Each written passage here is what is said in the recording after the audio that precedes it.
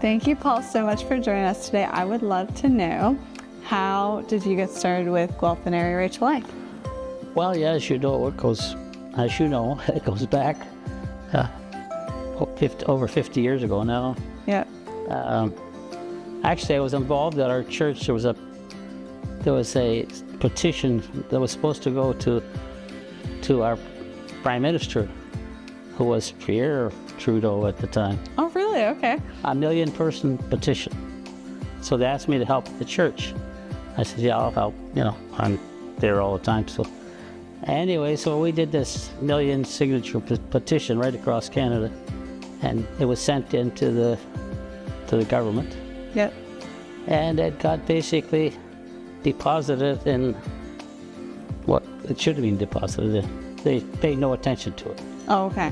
Okay, so that was basically where I got started. And some of the people involved were just getting the board going. All right. Keith Cassidy, his wife Betty, and a few others at the time. So Keith knew I was a financial guy, so he says, we need an accountant. Oh, okay. I said, well, okay, Keith, there's a saying that goes back to the Second World War. You know, they came for the Jews. No, I didn't do it. They came for the gypsies. I didn't do anything. They came for the mentally handicapped. I didn't do nothing. Now they're coming for me. There's nobody left to do anything. That was a saying. It was just true. Yeah. So that sort of inspired me. I said, well, I don't want to be one of those people. That didn't do anything. So I'm going to do something here. So that's how I joined.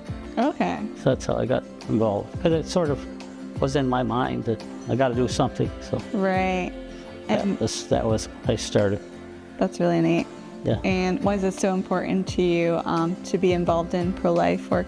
Well, I value life. Every life is sacred. I have, at the time, I have 2 daughters. They were both born prior to that. Okay.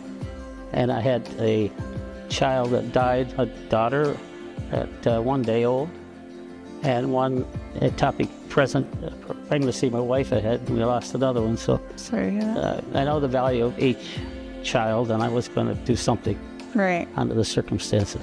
Okay, yeah, that's really... So that's how I got involved. Right.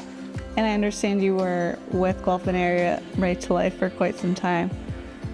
Yeah, well, I still support Guelph and Area. Oh, for sure. Yeah.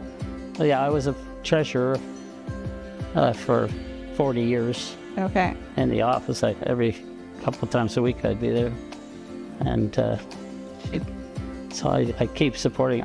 I know it's very, very important, and we need more support. Yes, for sure, exactly. Always room for more growth and support. Yeah, right. And what would you say to somebody who's not yet involved with Guelph and Area Right to Life?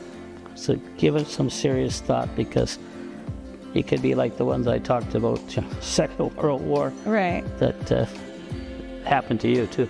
Totally. It's happening to Christians and others at this present time. For sure. You know, so. Where we just say, oh, other people can kind of take care of it. Other people can, but other people may not step up to the plate. Right. And there's so many different areas that we can contribute, right? Yeah, right. So I think you gotta be doing something positive, where it all goes the other way. Right, for sure. So that's basically why. No, that's great. And is there anything from back in the early days, were there any challenges you guys really struggled with, or? A location. Right. Well, we kind of work out of somebody's house, or out of a small office, and we've got a small office on Woolley Street. Okay. Sort of north of Norfolk, up that way. Yep. Okay. So we worked there, and that was one challenge, getting going there. Getting members, obviously, because we're starting from scratch. Right. So we had to get members in to get finances support, having an office and whatever other administrative costs we might have at the time. Those were challenges. We didn't have the pushback that the Right to Life is getting today. There wasn't as much. People hadn't been brainwashed. Right. I'll use the word brainwashed because that's what I believe it is. Yeah. So that was one challenge. Some people, obviously they weren't supportive. Right.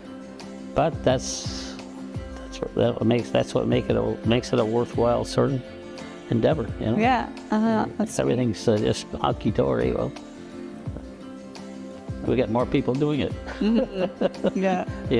Right, for sure. It's neat to see how, at the beginning it was really that financial and getting it started, but you guys were persistent and got the ball rolling, and so grateful for it today. Yep, we had many other many good people on the board that worked hard and believed in the cause. Yeah. As I did, but they worked harder, most of them, so I'll give them the credit. I'm sure you contributed a lot for sure. But anyways, those were all challenges that you deal with at the time. Yep. And you carry on, kind of thing. Totally. We had a group that would go every Saturday morning to the General Hospital to protest. Okay. That I participated in for many years. Yeah. Until our friendly government put a bubble zone around the hospital, so we were sort of shut out from that. Right. So that was an you had to deal with. It's been ongoing, different things. The city of Guelph hasn't supported us very well. They took our bus ads off, and right. So you're sort of fighting an uphill battle. Yeah. Mm-hmm. That's what you got to recognize. Yep. That's still so important. Yeah. Not everybody's there to support you.